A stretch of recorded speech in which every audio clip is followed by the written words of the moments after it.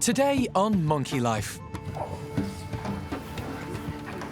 Root canal work and fillings for Mickey and Buster. Capuchin Debbie shows new arrivals Babe and Amy who's boss. And a sack full of fun for the baby orangutans.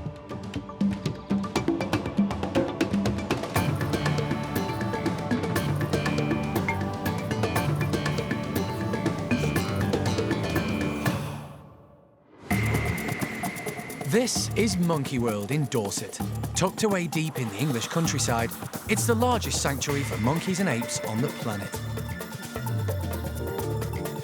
And this is Dr. Alison Cronin, the primate's best friend.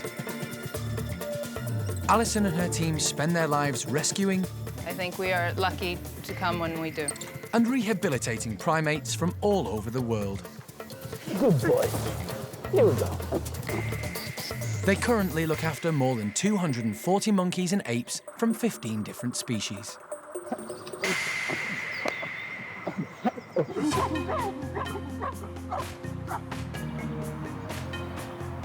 Alison and the team constantly monitor the health of all the primates, and that includes the state of their teeth. Just like humans, monkeys and apes can suffer from broken and decayed teeth. In the wild, the food chimpanzees and other primates eat is low in sugar and helps clean their teeth. But if something goes wrong, they just have to put up with the pain. At the park, it's a different story. Alison has called in London dental specialist Peter Cortez. Peter's normal practice concentrates on human patients, but he regularly looks after primates and other wild animals. There are two things that animals can't do. They can't speak. You notice the other They've got no choice. You've got to make all the choices. You've got to work fast. You don't want to spread it over a number of appointments. With you, I could do it over 5 appointments. You've got to get it done. Today, he's going to be working on Mickey and Buster, two chimps rescued from Spanish beach photographers in the 80s, who are also best pals. We've got Mickey, who's got a canine tooth issue that we need to examine and either repair or whatever, but that's obviously down to Peter and John. And then that's followed by Buster, who's got, he's had teeth fillings that need redoing. Dentist days either go really smoothly and all the teeth just fall out and everything happens, you know, one after another, or the most simple things take forever. Working with Peter will be the park's vet Mike Nathan and specialist wildlife vet John Lewis.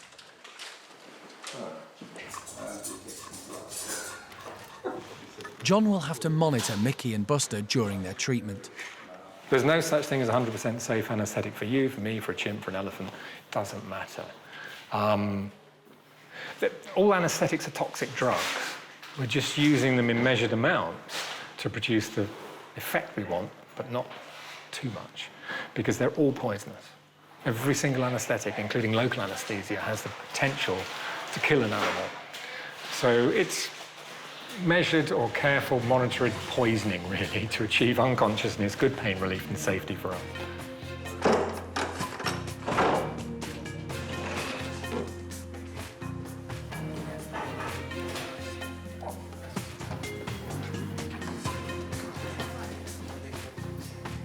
Before they can begin, Mickey has to be weighed.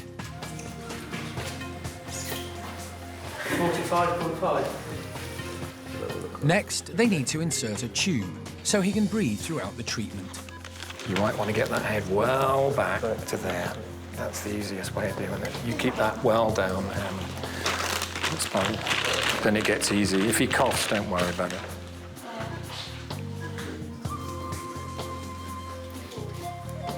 Peter begins to examine Mickey's mouth.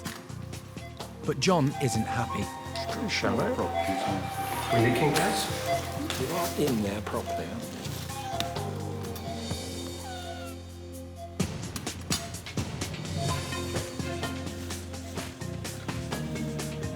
There was a little bit of wheezing before, which I think is the end of the tube trapping at the bifurcation.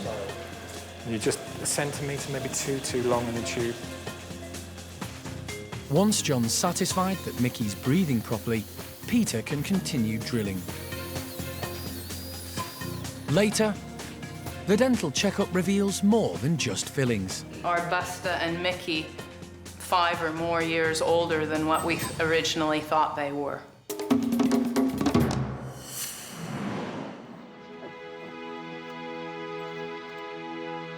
Looking after the health of the primates in the park involves not just regular medical and dental checks, but a carefully balanced diet. Many of the smaller primates come to the park after starting life as domestic pets, or being rescued from biomedical laboratories. Often, they've been fed an inappropriate diet. Pets in particular are often given sugary sweets they wouldn't eat in the wild and aren't good for their overall health.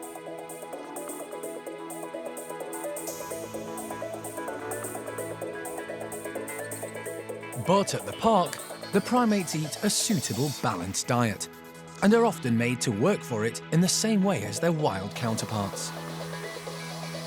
Today, Debbie's group are being given a new challenge. We're making insect feeders for the capuchins, so we're drilling holes randomly throughout the length of the tube. We'll fill it with grubs and tasty insects and a bit of hay to keep them all in there. That allows the capuchins to stick their little fingers in and pull out the grubs. This is kind of like what they would do in the wild because they're extractive foragers, so they're really good at finding branches and sort of tapping them, working out where the insects are, and then they'll use their fingers and their teeth to get at the bugs inside, and basically trying to replicate that behaviour here. Debbie is the dominant female of a bunch of Capuchin girls who were all rescued from a Chilean laboratory. There's lots of sort of slightly older, more nervous characters in that group. There's a lot of the younger ones that we get, they can play with anything, they can come up to us, like they're not shy at all, but the older ones, they've lived in captivity for longer, they have less trust of humans, and they're just shyer about going up and approaching things. So what we're hoping is that putting stuff like this out, that it'll encourage them to come and explore and try out new things, hopefully then discover some more of their natural behaviours. Just do it in layers, like bang a bit. While Robin and Jill fill the tubes with tasty treats and grubs, the Capuchins look on with interest. With these guys here, I mean, they lived in a lab, they were fed all their food straight to them, they never had to work for it. And a lot of them are quite shy and don't really, play with things as much and have lost a bit of their inquisitiveness that they should have. The tubes are tied to the mesh of the outdoor enclosure, so the Capuchins will have to reach inside or use tools to work out how to get to the grubs.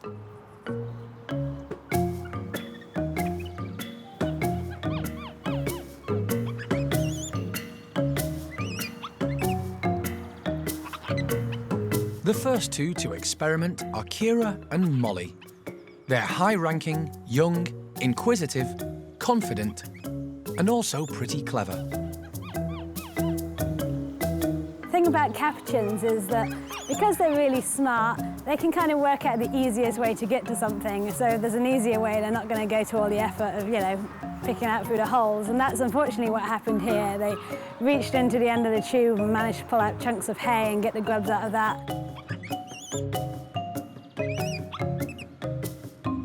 It's been a really nice experiment, and they've obviously really enjoyed themselves, and they got a tasty treat, and it's given us more ideas for what we can do with them in the future. But while Kira and Molly get stuck into the grubs, and the rest of the group forage for food, there are two Capuchin girls absent.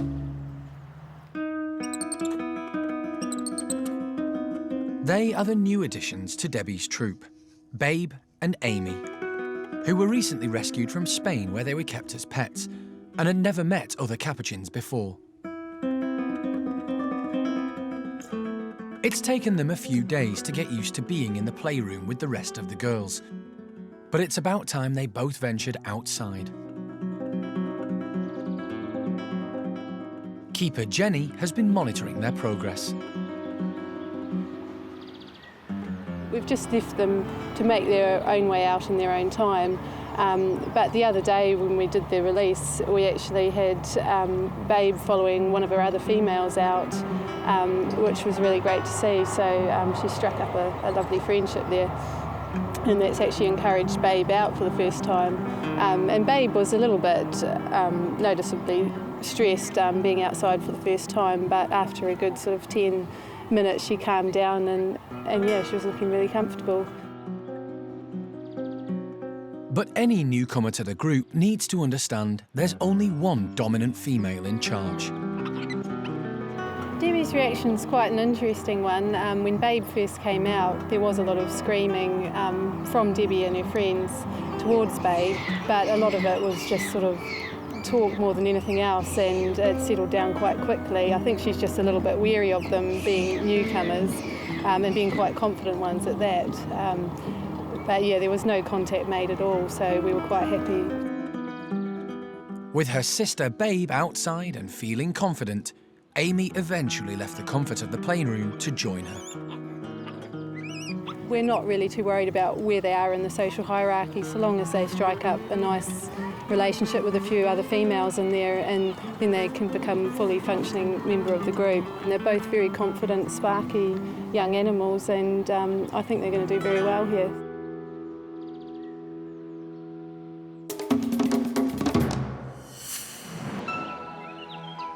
It's a sunny day at the park, and the orangutans are relaxing in their outdoor enclosures. Young male Gordon needs to make the most of it. Life in his group is about to change. One of his females, Xiao Kuai, is pregnant.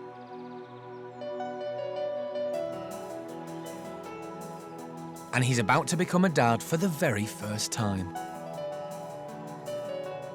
He's a laid-back sort of chap, so primate carer Penny likes to try and keep him and his family occupied and stimulated. Today, she's got an unusual food for them. Right, well, we've actually got some elephant garlic, which is a bigger version of garlic, and we're just going to give the orangs a chance to see what they actually do, because a lot of the smaller primates will actually sort of like chew it up, salivate with it, and rub it all over themselves. I'm not completely convinced the orangs are going to do that, but we'll give it a go and see what happens. Come on then, Gordon. Oh, almost. It's not a natural instinct for an orangutan to try and catch things, but Gordon's having a go. Come on then, Gordon. Ready? Yeah. Rubbish. I think England are safe in the knowledge that Gordon is not going to become part of the cricket team right now. Maybe mum-to-be Xiao Kuai will do better. Xiao Kuai, you ready? At around 15, she's 3 years older than Gordon. Not particularly, brilliant. Sociable youngster Kai, which means triumphant in Chinese, is a bundle of energy. But Gordon and his laid-back ladies are happy to tolerate the youngster's enthusiasm.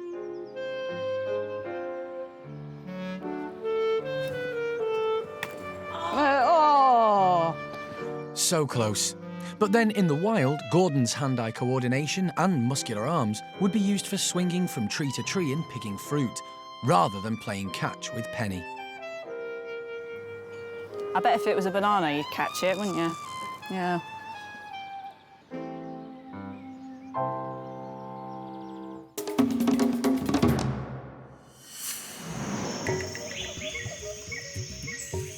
Orangutans spend a long time growing up, so their mums can teach them valuable lessons.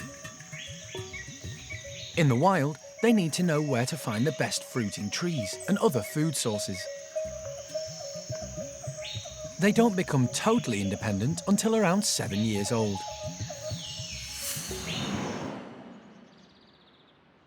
The park's Orangutan Nursery is currently home to 4 lively youngsters, looked after by foster mum Ame with the help of the primate care team. And what we're going to do today is actually put up some Hessian sacks on a bit of hose and replace the old ones. They absolutely loved them, so that's what we're going to try and do today. Primate carer Penny knows when you're dealing with orangs, whatever age, everything has to be secure. They sit in them, and the weight of them just means that the whole thing's going to collapse.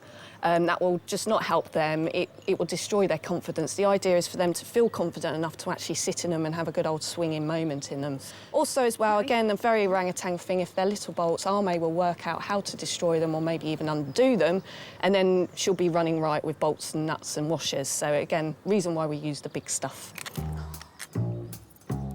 The sacks will encourage the youngsters to swing and climb like they would in the wild and improve their muscles and dexterity.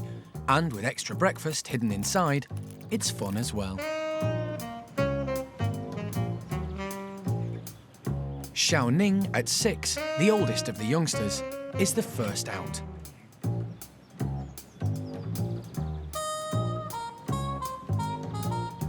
She goes straight to investigate.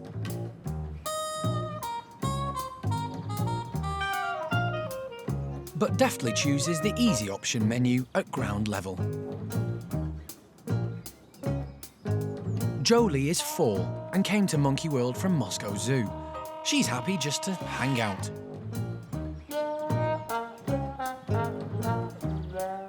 Xiao Ning tries a different approach.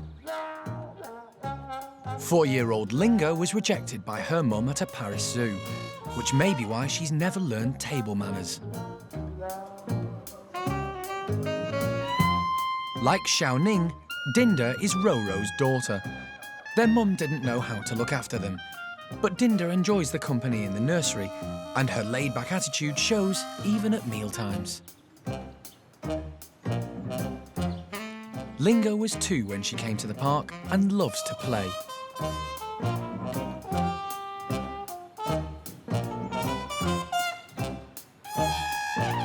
Foster mum Arme keeps a close eye on the youngsters. She wasn't happy with other adult orangutans, so took over the nursery a few years ago.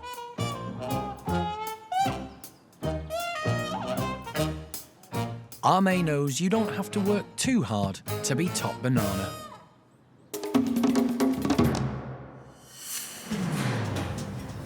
While the baby orangs are enjoying themselves, across the park, it's anything but fun for some of the chimps. Alison has called in specialist dentist Peter Cortez to examine their teeth.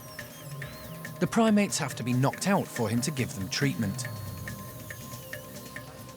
Mickey's currently having a filling. Medical checks and dental checks are sort of critical not only to their health, but it provides us with a lot of knowledge about their background. Almost all of them have been smuggled from the wild, so we weren't aware of exactly when they were born or even what country in Africa they were born into, because the smuggling routes are quite extensive, and animals are moved across vast different distances and around the world. So no, we have very little information about any of the guys when they first come. Mickey had a root filling done on that canine approximately 10 years ago, as far as I can remember, and it's lasted very well. He's broken the tooth further, so the superficial part of the filling that was sealing the whole tooth had been lost. So we're just cleaning it out. It's not 10 minutes, half an hour, 40 minutes. The team work quickly so they can move on to the next chimp. He doesn't feel anything, the tooth is dead. This is the awkward bit. You got that then, okay? Yeah. We got it. That's great, that's great, that's great. And I need to go up where you are, otherwise I'll lose that calf. Right, then you Can I have a 10mm syringe in this box that we're taking? With Mickey recovering back at the indoor enclosure, Jeremy collects Buster. Buster was one of the original groups of chimps into the park, and he's probably a very similar age to Paddy, who was the oldest of that group, and always number 2 to Paddy, and happy to be that. But he'd always got a bit of a misery, a bit of an attitude problem, and not always very happy. And we actually realised it was a tooth issue. Yeah. And then 4 teeth at that point, wasn't all 4 which was which is where we came in on this job, and he had 4 teeth that Peter filled, and it transformed his character. He's never been a you know, sort of life and soul of the party, but he was a lot happier after that, a lot less of an Eeyore after that, although he's always been an Eeyore. Got a funny old jaw. While the animals are under the anaesthetic, the team take the opportunity to give them an all-over health check and take blood samples for testing. You can get a rough idea, perhaps, of their age by looking inside of the mouth and checking the teeth. So are they worn down to the gum line? And if you take that evidence in combination with the rest of their sort of physical attributes, like do they have muscle wastage? Is their skin starting to get a bit wrinkly and saggy? Do they have the appearance of an older individual? And what we're beginning to wonder and notice is that if we underestimated by a few years some of these individuals, and indeed are Busta and Mickey 5 or more years older than what we originally thought they were. And, you know, we'll never truly know the answer to that question, but it looks like probably that might be the case. Buster's dental checkup and filling go well, and he goes to join Mickey in recovery. But it's all in a day's work for Peter and his assistant, Monica. I think the most we've done is 6 in one day. 4 primates, a camel, and a poodle.